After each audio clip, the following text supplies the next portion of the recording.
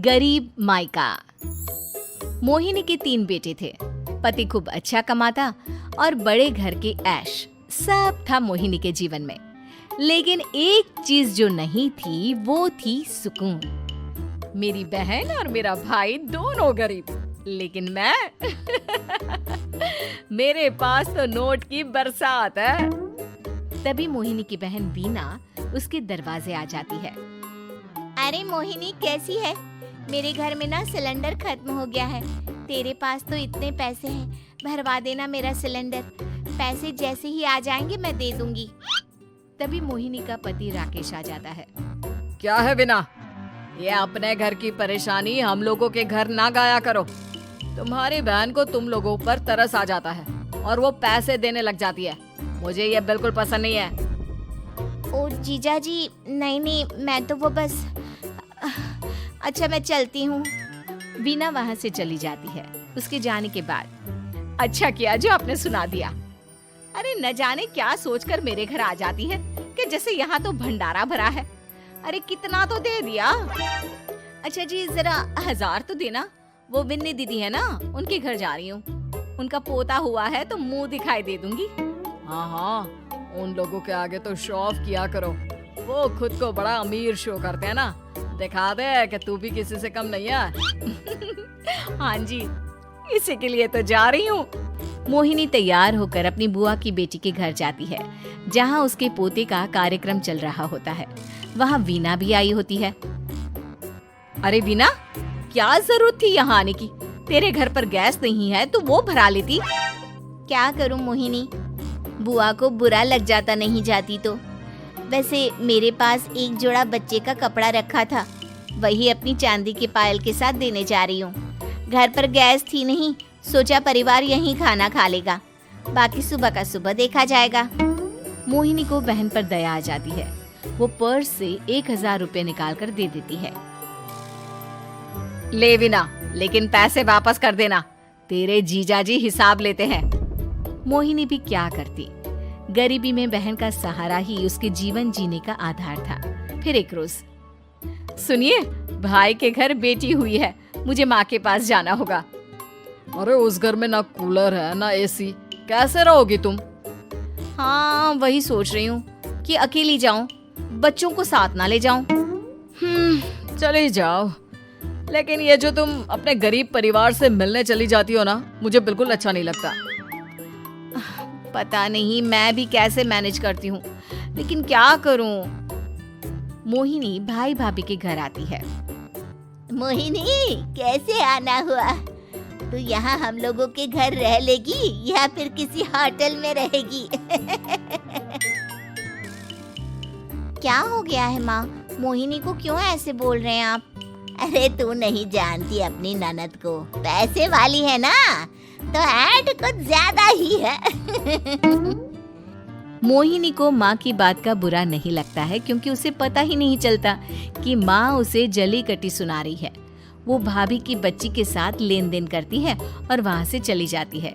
उसके जाने के बाद, माँ, क्यों आप मोहिनी को इतनी सारी बातें सुनाती हो? भाई का बेटा बोल पड़ता है। माँ, क्योंकि दादी जानती है कि बुआ के अंदर घमंड है। सही बोल रहा है मोहन।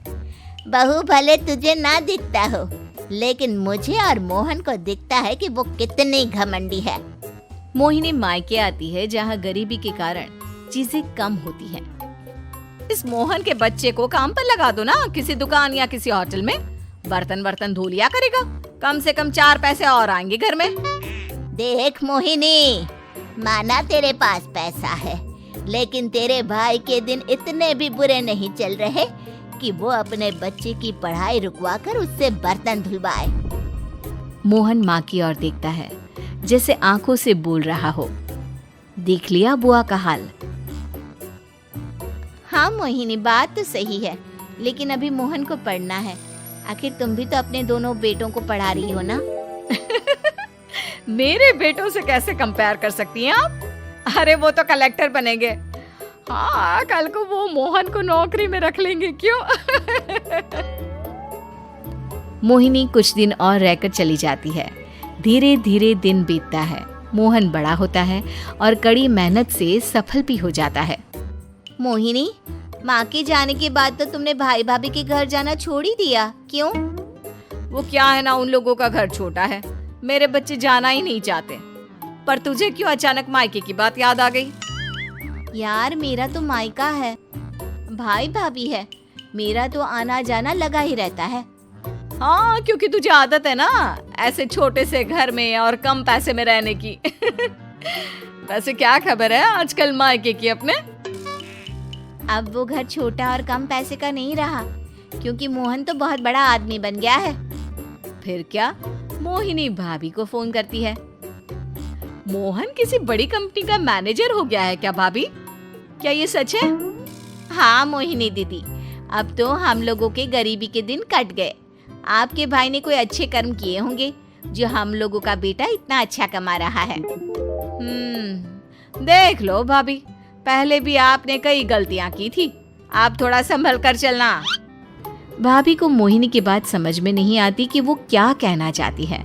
फिर एक दिन वीना मोहिनी से कहती है, मोहिनी, हमारा भतीजा मोहन अच्छा कमा रहा है, क्यों ना मैं अपने बेटे की नौकरी के लिए उससे बात करूं?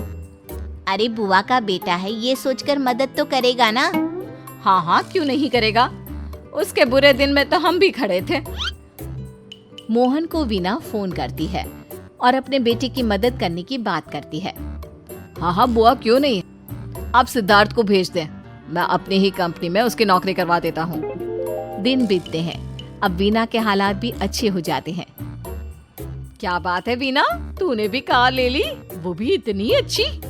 हाँ मोहिनी, अपने भतीजे के कारण तो हम लोगों के दिन अच्छे हो गए। उसने सिद्धार्थ की नौकरी लगवा दी है, वो भी शानदार। ठीक है, लेकिन पैसे ख्याल से खर्च करना। वो क्या है ना, पैसे आने आसान है लेकिन संभालने मुश्किल। मोहिनी घर पर अपने पति से बात करती है। देखो ना, सबके पास पैसे हैं। एक वक्त था जब मैं ही अमीर हुआ करती थी। लगता है कि ज्यादा दिन नहीं रह पाओगी। मेरी नौकरी को कुछ साल ही बचे हैं और तुम्हारे दोनों लड़के निकम्मे हैं। उन लोगों को बोलो ना कि नौकरी करे। तभी वहाँ मोहिनी के बेटे भी आ जाते हैं। अरे हमें क्या मोहन समझा है, जो दिन रात गधे की तरह काम करते रहे? खैर, दिन फिरते हैं और मोहिनी के पति की नौकरी भी खत्म हो जाती है। मोहिनी क्या करे, थोड़े से पैसे में गुजारा नहीं हो रहा है। तो क्या करे, मेरी समझ में कुछ नहीं आ रहा। मोहन को बोलो ना कि वो इन दोनों के लिए नौकरी देखे, जैसे सिद्धार्थ के लिए नौकरी देखी है। मोहिनी क्या कहती, उसे अपने वो दिन याद आ जाते हैं जब उसने भाभी से मोहन को नौकर बनने की सलाह दी थी। क्या हो गया, क्या सोच रही हो मोहिनी? यही कि वक्त कभी भी किसी का भी पलट सकता है। ऊपर वाले से डर कर रहना चाहिए।